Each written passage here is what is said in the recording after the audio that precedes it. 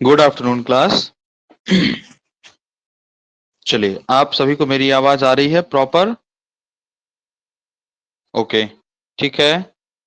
तो आज की क्लास हम स्टार्ट करते हैं। ठीक है, देखिए दोस्तों, आज जो हमें स्टार्ट करना है, जो जो आज का जो हमारा टॉपिक रहेगा, तो आज से हमें मध्यकालीन भारतीय इतिहास को स्टार्ट करना है, यानी कि मिडेवल हिस्ट्री जो है उसको हमें देखना है। ठीक है, ऐसा आपको भी पता है कि जब भी हम इतिहास को पढ़ते हैं, हिस्ट्री को पढ़ते हैं, तो उसको तीन पार्ट में, भारतीय इतिहास को हमने तीन पार्ट में डिवाइड करके रखा है। ठीक है, हमारा एंशियंट है यानी प्राचीन भारतीय इतिहास है, फिर मिडाइवल मध्यकालीन भारतीय इतिहास है, और फिर आधुनिक भारतीय इतिहास है। ठीक है, ऐसा तो हम तीनों को पढ़ते हैं। आज से जो हमें स्टार्ट करना है वो हमारा मिडाइवल हिस्ट्री है, यानी कि मध्यकालीन भारतीय इतिहास जो है उसको हमें पढ़ना स्टार्ट करना है। ठीक है दोस्तों, ऐसा करके देखिए, मध्यकालीन भारतीय इतिहास जो है इसको हम मध्यकालीन क्यों कहते हैं? तो देखो, शुरुआत में हमें पता है कि जो जहां से इतिहास की शुरुआत होती है तब से लेके और लगभग 8वीं शताब्दी के आसपास तक, 10वीं शताब्दी हम कह सकते हैं कि 10वीं शताब्दी 8वीं शताब्दी के आसपास तक का जो समय है जिसे हम प्राचीन भारतीय इतिहास कहते हैं। फिर 8वीं से लेके 10वीं शताब्दी तक के आसपास का जो समय है जिसको हम पूर्व मध्यकाल के रूप में देखते हैं। ठीक है, पूर्व मध्यकाल या फिर उसी को हम राजपूत काल के नाम से संबोधित कर देते हैं। Good afternoon good sir. Afternoon Manjeet. जी। चलिए, ठीक है। तो आज हम जो स्टार्ट करने वाले हैं वो मध्यकालीन भारतीय इतिहास है। ठीक है, उसको हम स्टार्ट कर रहे हैं और एक एक करके हम टॉपिक को आगे बढ़ाने का प्रयास करेंगे। ठीक है, ऐसा ठीक है देखिए। सर जी। ओके, देखिए हमने देखा, वही हम चर्चा कर रहे थे कि जो जहां से इतिहास की शुरुआत होती है तब से लेके और 8वीं शताब्दी तक के आसपास तक का जो इतिहास है उसे हम प्राचीन भारतीय इतिहास कहते हैं। 8वीं शताब्दी से लेके और 8वीं सदी से लेके और 11वीं सदी के आसपास तक का जो इतिहास है उसे हम पूर्व मध्यकाल कहते हैं। पूर्व मध्यकाल क्यों कहते हैं? पूर्व का मतलब होता है मध्यकाल के पहले का समय। ठीक है, ऐसा तो उसे हम पूर्व मध्यकाल की श्रेणी में रखते हैं।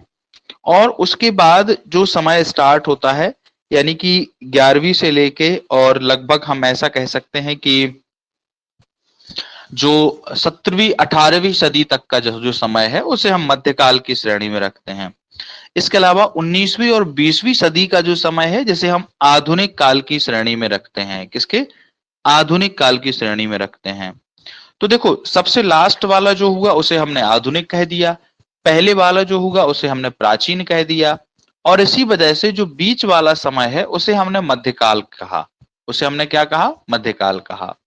इन तीनों समयों को बांटा किस आधार पर गया है? तो देखिए, सभी विभिन्न प्रकार के इतिहासकार जो हैं इन समयों को बांटने को लेकर अपने विभिन्न विभिन्न मत जो है वो देते हैं। ठीक है, एक मत जो हमें एनसीईआरटी में देखने को मिलता है उसके अनुसार ये बोला गया है कि इतिहास का विभाजन धर्म के आधार पर किया गया है। किसके आधार पर? धर्म के आधार पर।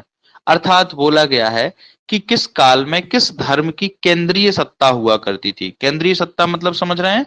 केंद्रीय सत्ता का अर्थ है कि क्षेत्रीय सत्ताओं की बात नहीं, जो सभी को कंट्रोल करने वाली पावर थी वो किस धर्म की हुआ करती थी, और उसी के आधार पर इतिहास का विभाजन किया गया था। तो जैसे कि हम देखेंगे कि प्राचीन भारतीय काल में जो इतिहास रहा है, उस प्राचीन भारतीय काल में इतिहास में जो केंद्रीय धर्म है वो मोस्टली हमें देखने को मिलता है कि सनातन धर्म को देखने को मिल जाता है, या हिंदू धर्म के शासकों का देखने को मिलता है। अब देखिए, कभी कभी हमें जैन और बौद्ध भी देखने को मिलता है, लेकिन जैन और बौद्ध को सामान्यतः हिंदू धर्म की कैटेगरी में ही माना जाता है। ठीक है, ऐसा तो उसी की कैटेगरी में आज हम स्वीकार करते हैं उन्हें। तो इस तरीके से जो सनातन काल में सत्ता, मतलब जो प्राचीन भारतीय इतिहास में जो केंद्रीय सत्ता थी वो किसकी थी? तो इन्हीं की हुआ करती थी। वहीं मध्यकालीन में हम बात करें तो मध्यकालीन भारतीय इतिहास में जो केंद्रीय सत्ता थी तो वो हमें इस्लाम धर्म के शासकों की देखने को मिलती थी। वहीं आधुनिक भारतीय काल में जो जो सत्ता रही तो वो सत्ता क्रिश्चियन धर्म की रही, क्योंकि हमें पता है कि ब्रिटिशर्स की सत्ता रही, और ब्रिटिशर्स की सत्ता जो थी, तो ब्रिटिशर्स कौन से धर्म से संबंधित थे, कौन सा धर्म था उनका, जल्दी से बताइए। Sir Christian. क्रिश्चियन धर्म, बिल्कुल। तो क्रिश्चियन धर्म के संबंधित हुआ करती थी। इन्हीं के काल में भारत में क्रिश्चियन धर्म का प्रचार प्रसार भी हुआ। तो यही कारण था कि इसको 3 भाग में डिवाइड कर देते हैं। तो मेरे ख्याल से यहाँ तक आपको चीजें समझ में आ गई होंगी कि आखिरकार हमने इतिहास का विभाजन किस तरीके से कैसे कैसे किया है। ठीक है, ऐसा। अब देखिए, हम देखेंगे भारतीय मध्यकालीन भारतीय इतिहास। जब भी हम कोई भी इतिहास पढ़ेंगे, चाहे वो प्राचीन हो या मध्यकालीन हो या कोई भी हो, तो आवश्यक ये होता है कि इतिहास को पढ़ने से पहले हमें ये पता होना चाहिए कि आखिर इस इतिहास को लिखने और इस इतिहास को जानने के स्रोत क्या हैं, यानी कहां से इस समय के बारे में हमें जानकारी देखने को मिलती है। तो वही चीज हम यहाँ पर देखेंगे कि मध्यकाल के बारे में हमें जहां से विभिन्न प्रकार के जो स्रोत हैं, और उन विभिन्न प्रकार के उन स्रोतों से जो जानकारी मिलती है, ऐसे स्रोतों को हम मध्यकालीन भारतीय इतिहास के स्रोत कहते हैं। क्या कहते हैं? तो मध्यकालीन भारतीय इतिहास के स्रोत कहा जाता है। तो सबसे पहले हम ये जानेंगे कि मध्यकालीन भारतीय इतिहास के स्रोत जो हैं वो कौन-कौन से हैं। फिर हम मध्यकाल को आगे पढ़ेंगे। ये बात यहां तक क्लियर हो रही मंजीत आपको? जी सर। ठीक है, तो एक हेडिंग निकाल डालिए, मध्यकालीन भारतीय इतिहास के स्रोत। हम इसको पहले समझेंगे।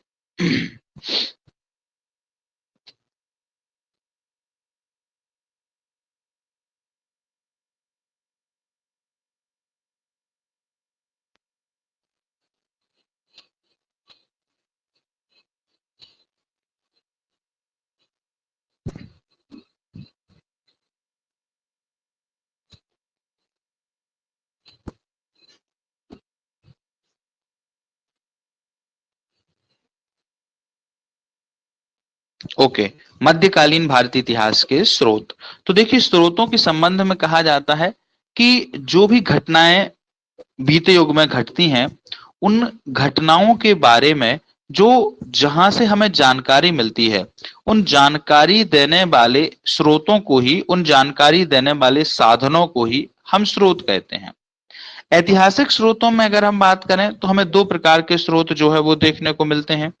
एक जिसको हम कहते हैं पुरातात्विक स्रोत। कौन से होते हैं? तो पुरातात्विक स्रोत। और दूसरा जिसको हम कहते हैं साहित्यिक स्रोत।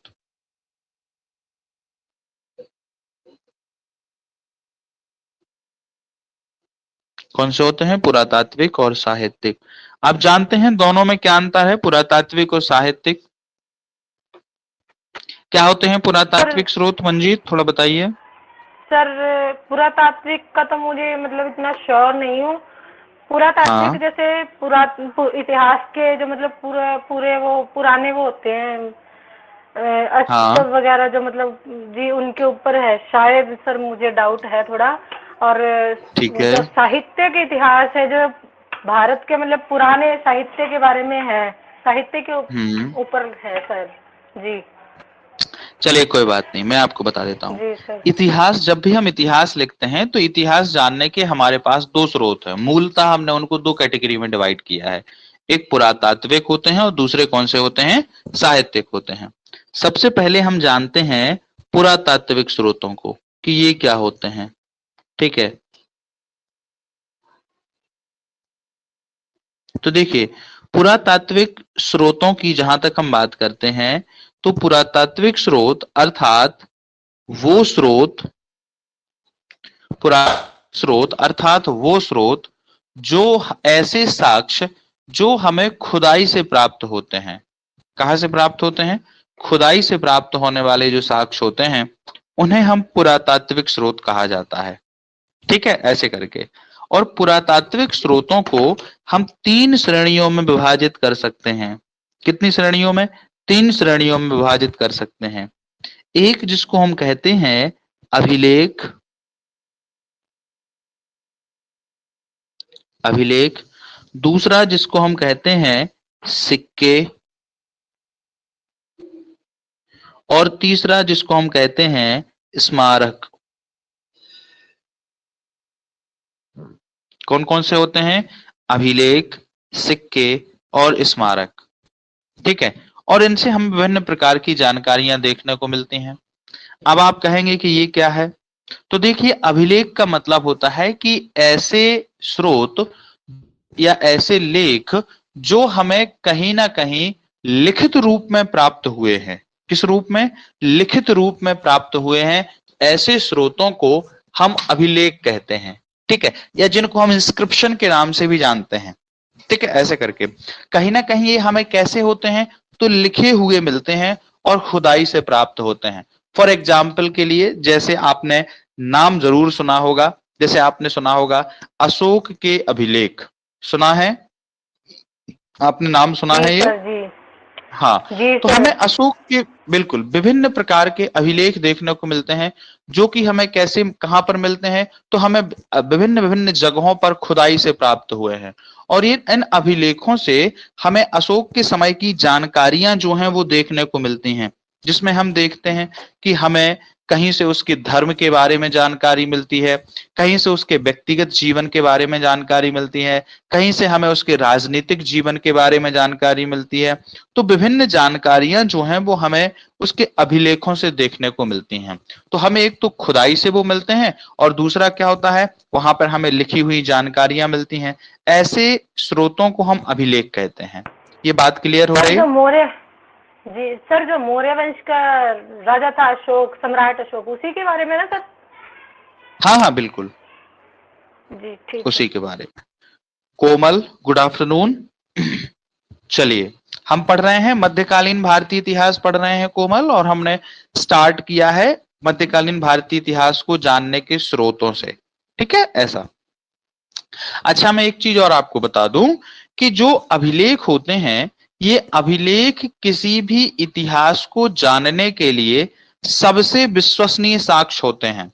यानी कि सबसे ऑथेंटिक सोर्स जो है, स्रोत जो है हमारे पास, वो कौन होते हैं? अभिलेख होते हैं।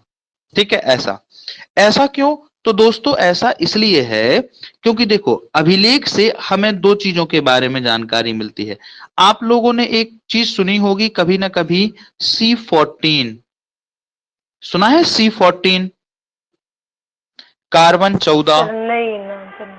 कोई बात नहीं है। कार्बन आ, 14, जी जी, साइंस में थोड़ा सुना था हाँ, ये विज्ञान और के कार्बन अंतर्गत आप तो लोगों है। ने सुना होगा C14 या कार्बन 14। C14 या कार्बन 14 के माध्यम से हम एक मेथड्स का यूज करते हैं जिसको हम कहते हैं कार्बन डेटिंग। कार्बन डेटिंग के माध्यम से हम किसी भी जो हमारे पास फॉसिल्स होते हैं, यानी कि आप ऐसे कह सकते हैं जो जीवाश्म होते हैं, उन जीवाश्मों की आयु के बारे में जानकारी पता लगाते हैं कि आखिरकार ये जीवाश्म कितने पुराने हैं।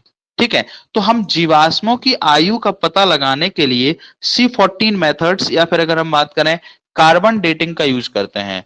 तो जब भी हमें कोई अभिलेख मिलता है, उस अभिलेख से मिलने के बाद हम कार्बन डेटिंग से ये पता लगा लेते हैं कि ये अभिलेख कितना पुराना है, कब का है। तो हमें ये जानकारी मिल जाती है, उसके समय की जानकारी मिलती है। दूसरा, उस अभिलेख में कुछ लिखी हुई चीजें होती हैं, जिससे हमें उस समय के विषय में तत्कालीन जानकारी, सारी चीजें प्राप्त हो जाती हैं। और इसी वजह से अभिलेखीय साक्ष्यों को सबसे विश्वसनीय साक्ष्य माना जाता है। क्यों? क्योंकि एक तो हमें इसके एग्जैक्ट टाइम की जानकारी मिलती है, दूसरा हमें उससे लिखी हुई बातों से तत्कालीन समय के बारे में भी जानकारी देखने को मिल जाती है। तो जो अभिलेखीय साक्ष्य होते हैं वो इतिहास को जानने के लिए सबसे विश्वसनीय साक्ष्य माने जाते हैं। ये बात क्लियर हो रही? जी यस सर। ओके, ठीक है। कोमल, आपको क्लियर हो रही है?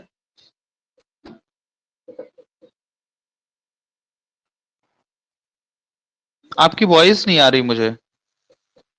यस सर, हो रही है। ओके, ठीक है। चलिए, सेकंड हमारे जो साक्ष्य हैं वो कौन से होते हैं? सिक्के। सिक्के यानी कॉइन्स। देखिए, अभिलेख भी अब बहुत सारे प्रकार के होते हैं, हम डिटेल में इसको नहीं पढ़ रहे हैं। ये आपके प्राचीन भारतीय इतिहास का टॉपिक है, तो आप वहां पर देखेंगे अभिलेख आपको देखने को मिलेंगे कि शिलालेख होते हैं, स्तंभ लेख होते हैं, गुहालेख होते हैं, विभिन्न विभिन्न प्रकार के लेख होते हैं। तो ये आप वहां पर पढ़ेंगे। ठीक है, आप अभी सिर्फ इतना याद रख लीजिए कि अभिलेख जो है वो किसी भी विषय के बारे में मतलब इतिहास की किसी घटना को जानने के लिए सबसे विश्वसनीय साक्ष्य माने जाते हैं। ठीक है, ऐसा। सेकंड होते हैं सिक्के। सिक्के मतलब कॉइन्स। आप लोगों ने सुना होगा कि प्राचीन भारतीय इतिहास में सिक्के प्रचलित थे। तो इन्होंने चांदी, किसी ने चांदी के सिक्के चलाए, किसी ने सोने के सिक्के चलाए, किसी ने तांबे के सिक्के चलाए, या अन्य अन्य प्रकार के धातुओं के सिक्के चलाए। तो जो सिक्के हैं वो सिक्के भी यानी कॉइन्स जो हैं वो भी किसी भी इतिहास को जानने के लिए बहुत एक विश्वसनीय साक्ष्य के रूप में देखने को मिलते हैं। और सिक्कों का स्थान अभिलेख के बाद सेकंड होता है, द्वितीय होता है। अब देखिए सिक्कों से हम कैसे इतिहास को जानते हैं। तो हमें कोई भी सिक्का जो होगा उससे कई सारी जानकारियां देखने को मिल जाती हैं। फॉर एग्जाम्पल देखिए, आज आपके पास में जो भी सिक्का हो, ठीक है, जो भी कॉइन हो, आप उसको उठा के देखिएगा और आप देखेंगे उसमें तो विभिन्न प्रकार की जानकारियां मिलती हैं। फॉर एग्जाम्पल के लिए से आज हम आपके पास वर्तमान में भारत सरकार के द्वारा प्रचलित कोई सिक्का है, 5 रुपए का सिक्का है, आप उसको उठा के देखिएगा तो उससे हमें क्या क्या जानकारी मिलती है। सबसे पहले तो आप ये देखेंगे कि उस सिक्का जो है उस पर लिखा होता है भारत सरकार। होता है कि नहीं, बताइए। यस जी लिखा होता है सर, हाथ में ही है। हाँ, जी बिल्कुल। तो उस पर लिखा होगा भारत सरकार, अर्थात हमें ये जानकारी मिलती है कि इस सिक्का को, इस सिक्के के जो चलाने वाला, इस सिक्के को जो ऑथराइज करने वाला है वो कौन है, भारत सरकार है कि नहीं है। इसी प्रकार से प्राचीन काल में भी जब भी किसी शासक के द्वारा कोई सिक्का चलाया जाता था तो उस पर अपना नाम अंकित करवाया जाता था। तो सिक्के से हमें ये पता चलता है कि ये सिक्का किस शासक के द्वारा चलवाया गया है। बात क्लियर। एक चीज। दूसरी चीज, आप उस सिक्के पर देखेंगे कि एक डेट लिखी होगी, तिथि लिखी होगी कि कब वो सिक्का बनाया गया और प्रचलित में किया गया। आप देखिए कोई ना कोई डेट उस पर लिखी होगी। तो ऐसे ही प्राचीन काल में भी उस सिक्के को कब चलाया गया उस पर क्या लिखी होती थी, वो तिथि लिखी होती थी। शक संवत लिखा होगा, विक्रम संवत लिखा होगा, कलचुरी संवत लिखा होगा, कोई ना कोई संवत जो है वो उस पर जरूर लिखा होगा कि वो सिक्का जो है कब प्रचलित किया गया था, ऐसे करके, जिससे हमें ये जानकारी मिलती है कि वो सिक्का कब चलाया गया था। ठीक, बात क्लियर। डेट लिखी है कि नहीं आपके सिक्के पर? सर लिखी है 2013। बस ठीक है, तो हमें पता जी चलेगा। जी अब ये सिक्का भले ही आपको 200 साल बाद भी मिले, लेकिन हमें ये तो पता रहेगा कि इस सिक्के को कब चलाया गया था, 2013 में जो है वो चलाया गया था। इसी प्रकार से जो प्राचीन काल में सिक्के होते हैं उनसे भी हमें जानकारी मिलती है। थर्ड देखिए, उस सिक्के पर कोई भी एक निशान बना होगा, एक चिन्ह बना होगा। जैसे आप देखेंगे उसमें या तो अशोक स्तंभ बना होगा या कुछ और बना होगा। तो हमें पता है कि हमारा जो राष्ट्रीय प्रतीक चिन्ह है वो क्या है, अशोक स्तंभ है। ठीक है, इसी प्रकार से भी उस है समय उसमें पर भी। भी, बिल्कुल, तो उस इसी प्रकार से उस समय भी जिस राजा के यहाँ पर या जिस साम्राज्य में जो उनका राष्ट्रीय प्रतीक चिन्ह होता था, उन प्रतीक चिन्हों को वो सिक्कों के ऊपर अंकित करवाते थे। हमें समय समय पर देखने को मिलेगा कि किसी के सिक्के पर गरुड़ की आकृति मिलेगी, किसी के सिक्के पर मयूर की आकृति मिलेगी, किसी के सिक्के पर हमें सिंह की आकृति मिलेगी, कोई सिक्के पर हमें किसी योगी की आकृति मिलेगी। तो विभिन्न प्रकार के सिक्कों पर ये आकृतियां देखने को मिलती हैं। अर्थात हमें ये जानकारी मिलती है कि इन आकृतियों से कई सारी जानकारी मिलती हैं। हो सकता है कि वो आकृति उस देश में राज चिन्ह के रूप में अंकित की जाती हो, या हो सकता है उस चिन्ह का उपयोग जो है वो धार्मिक रूप से किया जाता हो, या हो सकता है वो जो चिन्ह जो है उसमें बनाया गया है, जैसे मान लो कोई पशु बनाया गया है तो वो पूजनीय पशु माना जाता हो। ठीक है, या फिर हो सकता है शासक ने अपना चित्र उस पर अंकित करवाया हो। जैसे हम देखेंगे कि मध्यकालीन भारतीय इतिहास में जहांगीर ने कुछ सिक्के ऐसे चलाए थे जिसमें जहांगीर की खुद की आकृति जो है वो बनी हुई है। ठीक है, ऐसे करके। तो इस तरीके से उस सिक्कों से हमें ये जानकारी भी देखने को मिल जाती है। बात क्लियर यहां तक? जी जी सर। ठीक है, अब देखिए नेक्स्ट, उसमें देखिए सबसे महत्वपूर्ण बात ये देखने को मिलता है कि वो सिक्का बना कैसे है, यानी किस धातु से बना है। अर्थात आप देखते होंगे कि वो सिक्का जिस धातु से बनाया गया वो कोई ना कोई धातु तो होगी। हो सकता है वो सोना हो सकता है वो तांबा हो सकता है वो चांदी हो सकता है वो कोई भी मिश्र धातु हो। तो आज भी आपके हाथ में जो सिक्का होगा वो किसी ना किसी धातु से तो बनाया ही गया होगा। तो आज से कई वर्षों बाद जब हमें वो सिक्का मिलेगा तो हम ये पता लगा हमें ये जानकारी होगी ना कि भैया ये धातु से वहां के लोग परिचित थे और ये धातु वहां पर इतनी मात्रा में उपलब्ध थी कि उस धातु का उपयोग लोग सिक्का बनाने में किया करते थे। अर्थात इस धातु के को वो क्या करते होंगे, जानते होंगे, है ना। तो देखिए ये भी हमें सिक्कों से संबंधित जानकारी मिलती है। फिर हमें देखने को मिलता है कि सिक्का बनाए किस विधि से जाते थे। तो हमें पता है वहां पर सांचा विधि प्रचलित हुआ करती थी, सिक्का ढालने की कला प्रचलित थी कि आहत के रूप में सिक्के बनाए जाते थे। किस रूप में आखिर सिक्कों का निर्गमित किया जाता था, बनाया जाता था, तो उसकी मेथड्स जो है वो भी हमें पता चलती थी। फिर सिक्कों का वजन कितना होता था, ठीक है, उस वजन के माध्यम से उस सिक्के की वैल्यू कितनी होती थी। जैसे आपके सिक्के पर लिखा है मूल्य 10 रुपए, लिखा होगा ना ऐसे करके 10, अर्थात वो सिक्के की वैल्यू कितनी है, 10 रुपया जो है वो हमारे यहाँ की क्या हो गई, यूनिट हो गई, और उसकी वैल्यू कितनी है, तो 10 रुपया के बराबर है, ऐसा। तो ये विभिन्न प्रकार की चीजें जब हमें प्राचीन काल के सिक्के मिलते हैं तो उन सिक्कों से इतिहास को जानने के लिए विभिन्न प्रकार की जानकारियां देखने को मिल जाती हैं। ये बात क्लियर हो रही है यहां तक? जी सर। ठीक है, अब देखिए तीसरे प्रकार। हाँ जी सर, जो सिक्के हाँ की जी बता। जो कह रहे हैं आप बनावट सर सांचे में डाल के वो हमारे शहर में भी बनाए जाते हैं सर, हाँ हाँ, सावित्री अच्छा जिंदल फैक्ट्री में सर।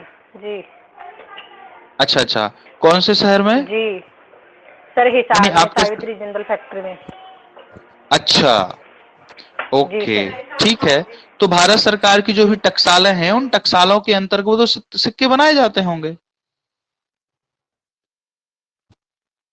है ना, वो भारत सरकार की टकसाल होगी ना। जी जी सर जी। हाँ हाँ, बस वही है। तो चूंकि भारत सरकार की टकसाल है भिन्न भिन्न जगहों पर है, ठीक है। जैसे जहां से मैं बिलोंग करता हूँ, जिस स्टेट से, तो हमारे स्टेट में मध्य प्रदेश से मैं बिलोंग करता हूँ, तो मध्य प्रदेश के देवास में प्रिंटिंग प्रेस है, नोट प्रिंटिंग प्रेस है।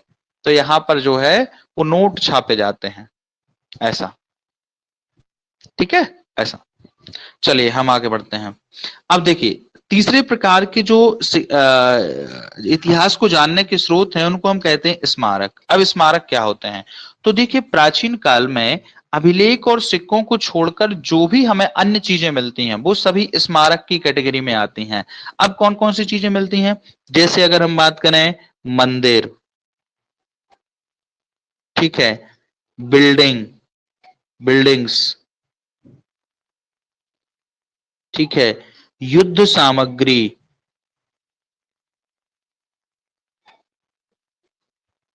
युद्ध सामग्री अर्थात युद्ध में हम जिन जिन चीजों का उपयोग करते थे, हथियारों का उपयोग करते थे, वो युद्ध सामग्री, ठीक है।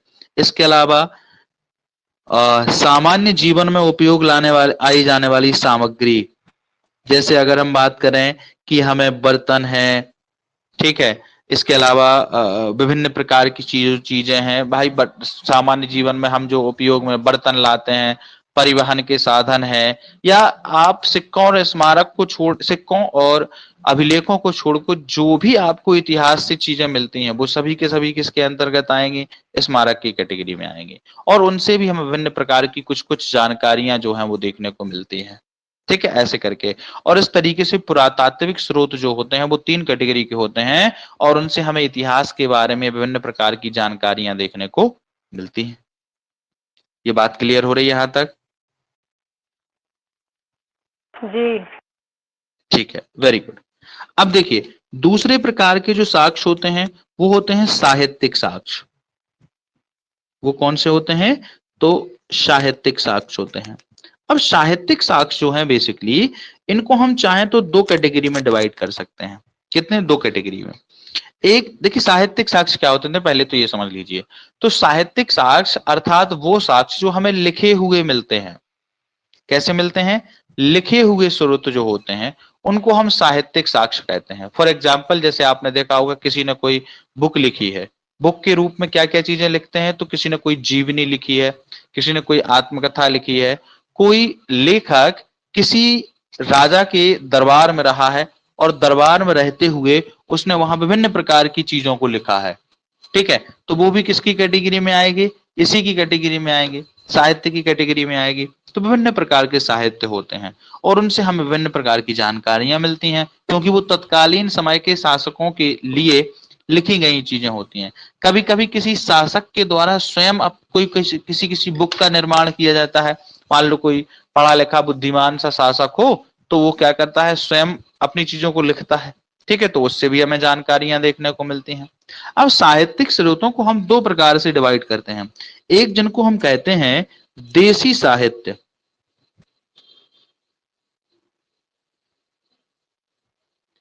देसी साहित्य, और दूसरा जिसको हम कहते हैं विदेशी साहित्य।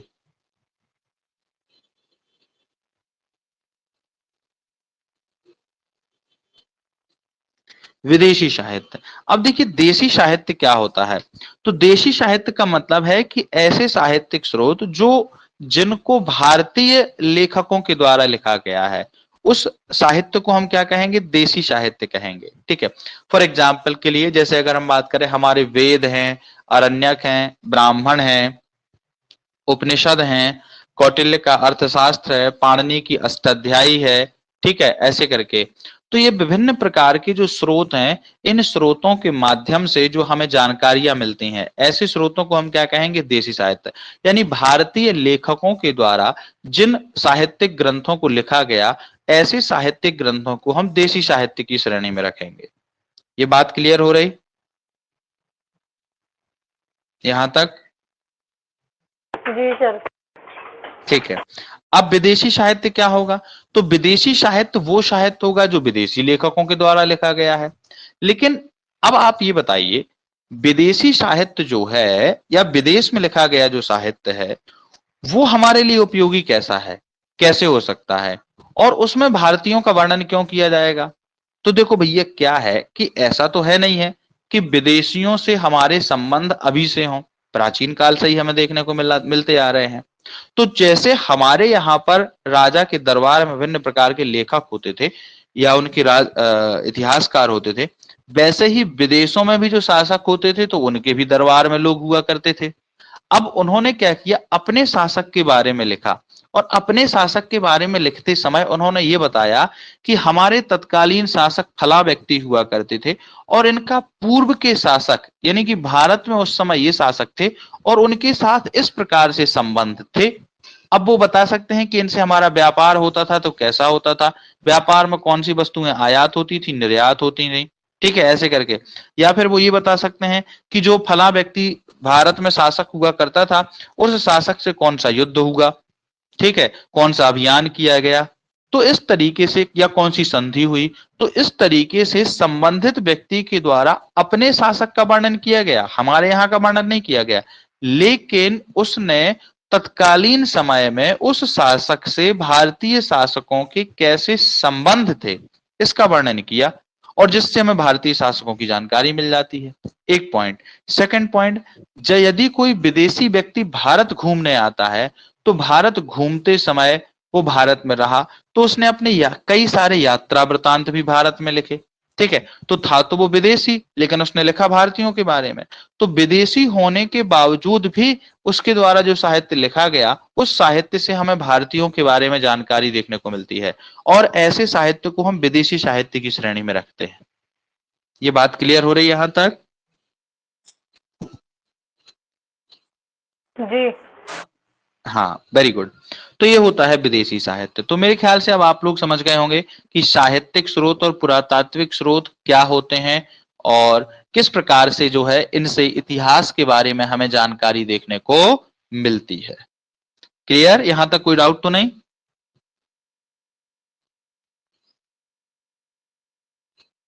No sir. या कुछ पूछना तो नहीं चाहते हैं आप लोग यहां तक? कोमल, मंजीत, स्रोतों के बारे में? ओके, ठीक है। अब देखिए, हम देखते हैं मध्यकालीन भारतीय इतिहास के स्रोत। तो देखिए, मध्यकालीन भारतीय इतिहास, कोमल आप म्यूट कर लीजिए। ओके, ठीक है। देखिए, मध्यकालीन भारतीय इतिहास के स्रोतों की हम बात करें तो इसमें हमें देखने को मिलता है कि मध्यकालीन भारतीय इतिहास में जो मुख्यतः पुरातात्विक और साहित्यिक स्रोत हैं, हमें दोनों देखने को मिलते हैं। लेकिन ज्यादातर मध्यकालीन भारतीय इतिहास में जिन स्रोतों का उल्लेख किया गया है वो साहित्यिक स्रोत हैं। ठीक है, ऐसे करके इस काल में विभिन्न प्रकार के व्यक्तियों के द्वारा कई सारी रचनाओं को लिखा गया है और उन रचनाओं को हम साहित्यिक स्रोत की श्रेणी में रखते हैं। इन रचनाओं में हमें विभिन्न प्रकार की रचनाएं देखने को मिलती हैं, जैसे कई शासक की जीवनियां देखने को मिलती हैं। ठीक है, इसके अलावा हमें यात्रा वृतांत देखने को मिलते हैं, प्रशासनिक व्यवस्थाओं से संबंधित किताबें जो हैं वो देखने को मिलती हैं। तो इस तरीके से हमें साहित्यिक कृतियां जो हैं वो कई सारी देखने को मिल जाती हैं। ठीक है, ऐसे करके, और उन कृतियों से हमें जानकारी मिलती है। हम एक एक करके उन कृतियों के बारे में समझने की कोशिश करेंगे। ठीक, मध्यकालीन भारतीय इतिहास में जो भारत के इतिहास से संबंधित प्रमुख साहित्यिक स्रोत है और जिसका सर्वप्रथम उल्लेख किया गया है उसका नाम है चचनामा। क्या नाम है दोस्तों? चचनामा। तो एक हेडिंग डालिए, चचनामा, ऐसे, चचनामा। अब ये चचनामा क्या है तो देखिए हम इसके बारे में समझते हैं। देखिए चचनामा जो है ये मध्यकालीन भारतीय इतिहास को जानने का हमारे पास पहला स्रोत है। ठीक है, चचनामा के संबंध में कहा जाता है कि इसमें हमें क्या जानकारी मिलती है, तो इसमें हमें जानकारी मिलती है कि भारत के ऊपर जब अरबों ने आक्रमण किया, किसने? अरब शासकों ने भारत के ऊपर आक्रमण किया। और अरबों ने सबसे पहले कहाँ आक्रमण किया था? तो उन्होंने सबसे पहले सिंध पर आक्रमण किया था और सिंध को जीत लिया था। तो चचनामा में हमें सबसे पहले अरबों के सिंध विजय के बारे में जानकारी देखने को मिलती है। हमें देखने को मिलती है कि अरब की तरफ से एक उनका सेनापति जिसका नाम था मोहम्मद बिन कासिम। क्या नाम था? मोहम्मद बिन कासिम। अभी सिर्फ आप लोग समझिएगा, मैं इसको नोट करवा दूंगा। मोहम्मद बिन कासिम ने भारत के ऊपर आक्रमण किया, यानी सिंध पर आक्रमण किया और सिंध पर आक्रमण करके उसको विजित कर लिया। ठीक है, ऐसे करके। तो इस तरीके से हमें इसकी जानकारी मिलती है। चचनामा किसके द्वारा लिखा गया ग्रंथ है, इसकी अभी तक हमारे पास कोई जानकारी नहीं है। हमारे पास मतलब मेरे पास नहीं, भारत मतलब किसी भी इतिहास के पारकार के पास इसकी जानकारी नहीं है। अर्थात एक द्वारा लिखी हुई पुस्तक मानी गई है। इसके लेखक की अभी हमें कोई जानकारी नहीं है। ठीक है, ऐसे करके। बाद में हाँ हमें जरूर मिलता है कि चचनामा का वर्णन जो है वो अबू बकर कुफी नामक व्यक्ति ने किया था। किसने? तो एक व्यक्ति थे जिनका नाम था अबू बकर कूफी। अबू बकर कूफी के द्वारा चचनामा का वर्णन किया गया, चचनामा का अनुवाद किया गया था। किस भाषा में? फारसी भाषा में। ये पहले अरबी में थी, ध्यान रखिएगा। चचनामा जो है ये मूल ग्रंथ जो है ये कौन सी भाषा में था? तो अरबी भाषा में था। ठीक है, अरबी भाषा में था। और अरबी के बाद अबू बकर कुफी ने इसे फारसी भाषा में अनुवाद किया था। ठीक है, ऐसे करके। और इस तरीके से अबू बकर कुफी ने हमें देखने को मिलता है इसका फारसी में अनुवाद किया था और फारसी में इसका नाम फतेहनामा रखा था। क्या नाम रखा था? फतेहनामा। ऐसे, तो फतेहनामा नाम से इसका फारसी में अनुवाद किया था। अब इसमें हमें क्या जानकारी मिलती है? तो इसमें वर्णन मिलता है कि सिंध के सफल अभियान के बाद, यानी मोहम्मद बिन कासिम ने सिंध का सफल अभियान किया और उस सफल अभियान के बाद जो तत्कालीन समय में खलीफा हुआ करते थे जिनका नाम था वाहिद, खलीफा वाहिद के द्वारा मोहम्मद बिन कासिम को मृत्यु दंड दे दिया गया था। ऐसा सोचो, सिंध पर जीतने के बावजूद भी उसको मृत्यु दंड दे दिया गया था। क्यों दे दिया गया था?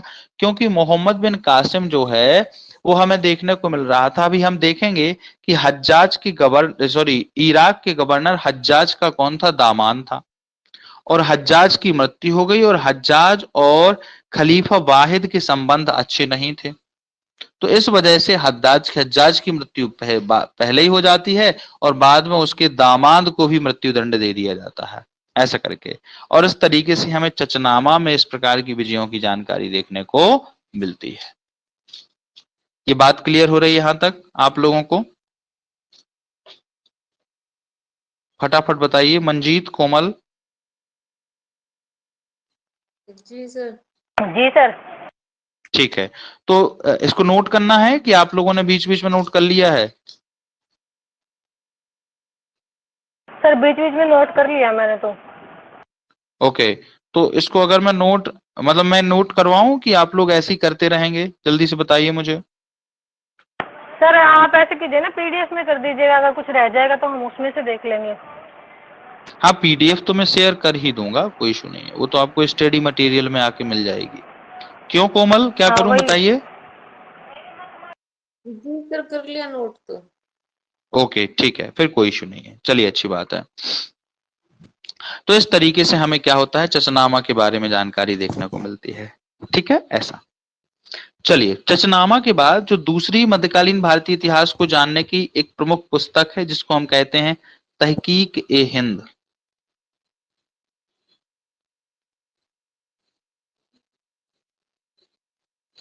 तहकीक ए हिंद। तहकीक ए हिंद, या फिर इसी का ही एक और नाम हमें दूसरा देखने को मिलता है, किताबुल हिंद।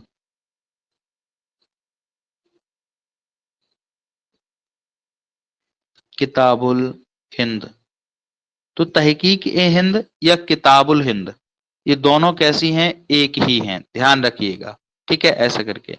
और तहकीक ए हिंद या किताबुल हिंद के जो रचनाकार हैं, कौन है? या आप कह सकते हैं जो लेखक हैं, ये कौन है?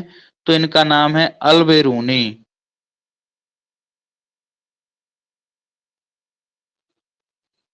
अल-बेरूनी। अल-बेरूनी कौन है? इस किताब के रचनाकार हैं या लेखक हैं।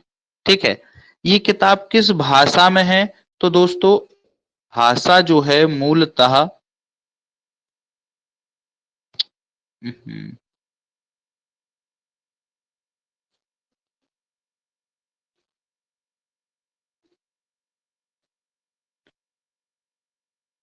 भाषा, तो ये अरबी भाषा में है। कौन सी भाषा में? मूलतः ये भी अरबी भाषा में लिखी गई थी। ठीक है, ऐसे करके। अब देखिए, मूलतः तो ये अरबी भाषा में लिखी गई थी, लेकिन एक व्यक्ति थे जिनका नाम था सचाऊ। क्या नाम था? सचाऊ। तो सचाऊ ने तहकीक ए हिंद का अंग्रेजी में अनुवाद किया था। ध्यान रखिएगा, किसकी, कौन सी भाषा में?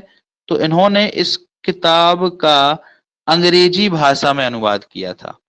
ठीक है, किसके द्वारा? सचाऊ के द्वारा।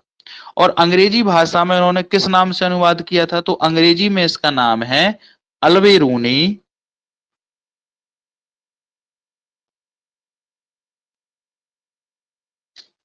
इस पुस्तक का नाम है अंग्रेजी में अल-बेरूनी इंडिया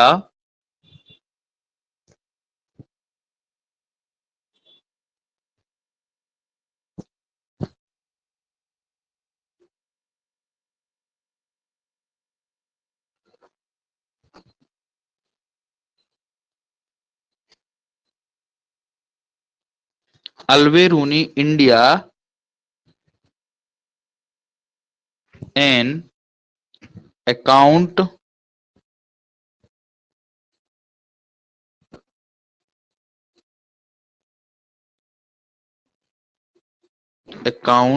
द रिलीजन।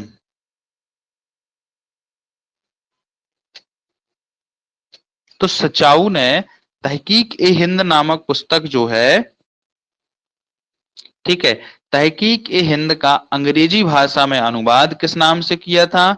इन्होंने कहा था Alberuni India and account the religion. ठीक है, ऐसे करके इस भाषा में उन्होंने इस पुस्तक का अनुवाद जो है, मतलब इस नाम से उन्होंने अंग्रेजी भाषा में इस पुस्तक का अनुवाद किया था। ये बात यहां तक क्लियर हो रही है आप लोगों को? ठीक है, ऐसे करके। वहीं हमें देखने को मिलता है कि एक व्यक्ति है जिनका नाम है रजनीकांत शर्मा।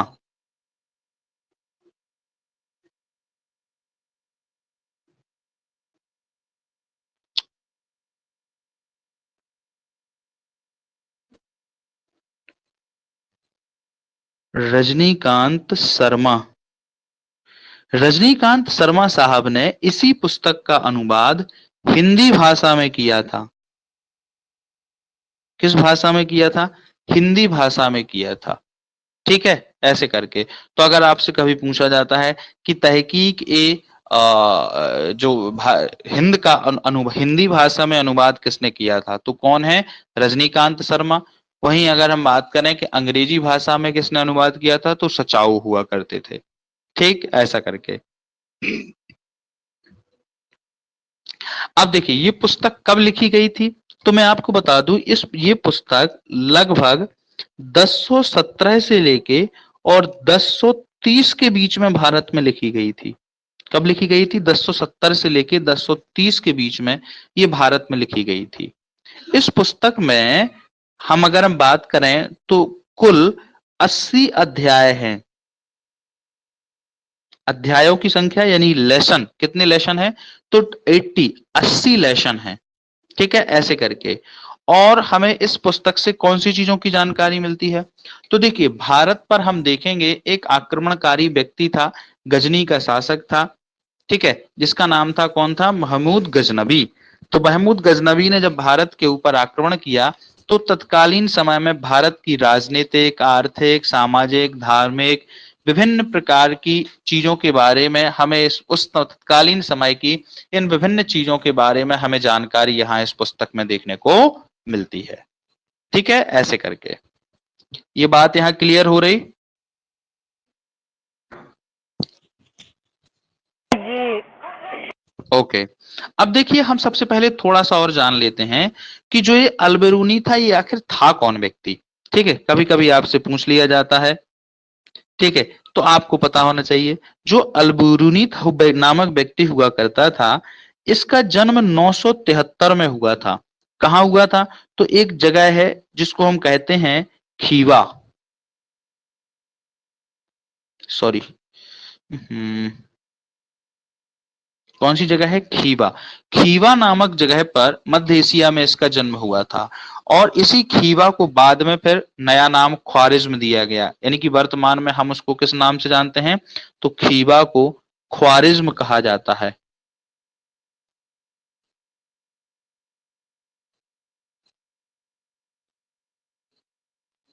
ख्वारिज्म, ख्वारिज्म के नाम से जाना जाता है। ठीक है, 1018 की बात है। कब की बात है? तो 1018 की बात है। 1018 में जब महमूद गजनबी ने भारत के ऊपर आक्रमण किया, तब ये अलबरूनी नामक व्यक्ति जो है जो भारत आया था। अब क्या हुआ? महमूद गजनबी आया, उसने भारत को लूटा और लूटने के बाद वो क्या हुआ? यहाँ से चला गया। लेकिन महमूद गजनबी जब भारत से वापस चला गया तो अलबरूनी भारत में रुक गया। और भारत में रुकने के बाद उसने कई सारे जगहों पर भारत का भ्रमण किया। एक जगह से दूसरी जगह, दूसरी जगह से तीसरी, कई सारी जगहों पर भारत का भ्रमण किया। भ्रमण करने के पश्चात उसने भारत के कई सारे ग्रंथ जो हैं उन ग्रंथों को लिया और उनको पढ़ा। और भारत की भाषा, धर्म, दर्शन, इस प्रकार से विभिन्न प्रकार की चीजों के बारे में उसने अध्ययन किया। ठीक है, ऐसे करके। अलबरूनी के संबंध में ऐसा कहा जाता है कि उसका मुख्य उद्देश्य भारत के धर्म और साहित्य, साथ ही विज्ञान और परंपराओं के बारे में जानकारी प्राप्त करना था। और इसी उद्देश्य से वो भारत में रहा। इस उद्देश्य कहते हैं भारत में रहने के बाद उसने भारतीय परिस्थितियों और संस्कृतियों को जानने के लिए कुछ महत्वपूर्ण भारतीय धर्म ग्रंथों का अध्ययन किया। जैसे उसने ब्रह्मगुप्त का एक ग्रंथ है जिसको हम कहते हैं ब्रह्म सिद्धांत। क्या कहते हैं? ब्रह्म सिद्धांत।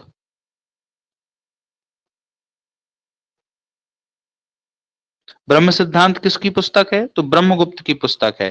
ब्रह्मगुप्त की पुस्तक ब्रह्म सिद्धांत को क्या किया? पढ़ा, उसके बारे में अध्ययन किया। इसके अलावा बाराह मेहर की एक पुस्तक है जिसको हम कहते हैं बृहत संहिता। बृहत संहिता बृहत संहिता को भी पढ़ा, इसका भी उसने अध्ययन किया। इसके अलावा कपिल मुनि के सांख्य दर्शन, पतंजलि के योग दर्शन और पुराणों की संख्या कितनी है? तो दोस्तों हमें भी पता है कि जो पुराण हैं उनकी संख्या है 18।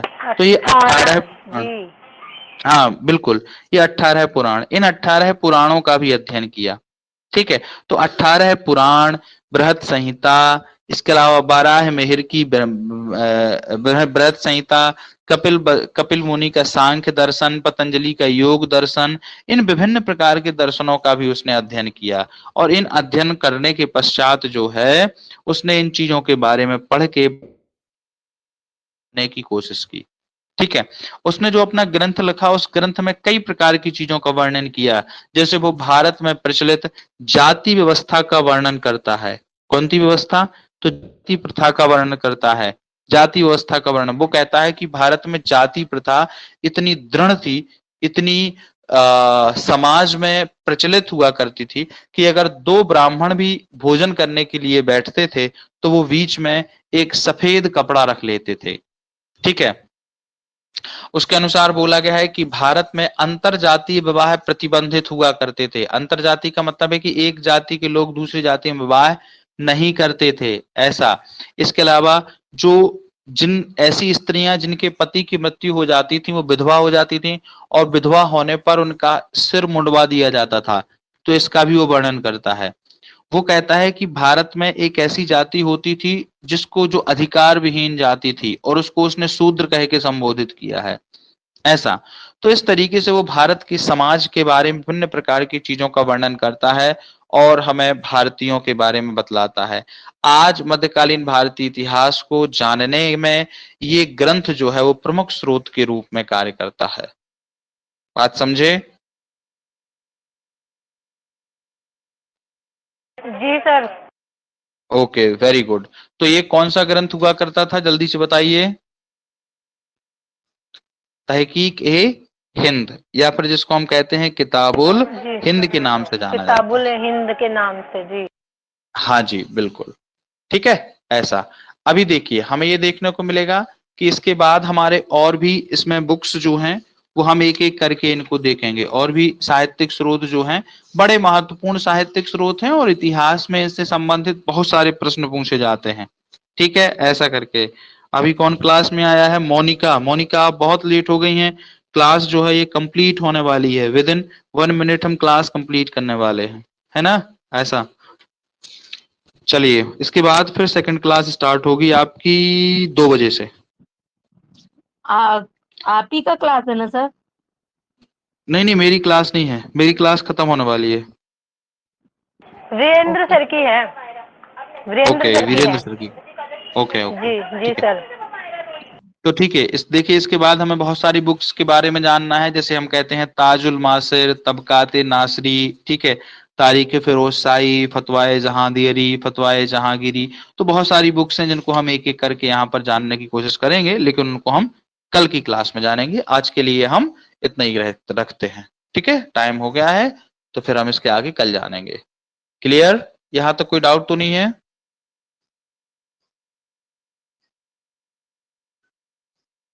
जल्दी से मुझे बता दीजिए, कोई डाउट तो नहीं है यहाँ तक? No sir. ठीक है, चलिए ठीक है। तो आज की क्लास पर हम यहीं पर कंप्लीट करते हैं, कल फिर मिलते हैं, इसी को आगे बढ़ाएंगे। बहुत बहुत धन्यवाद, थैंक यू सो मच।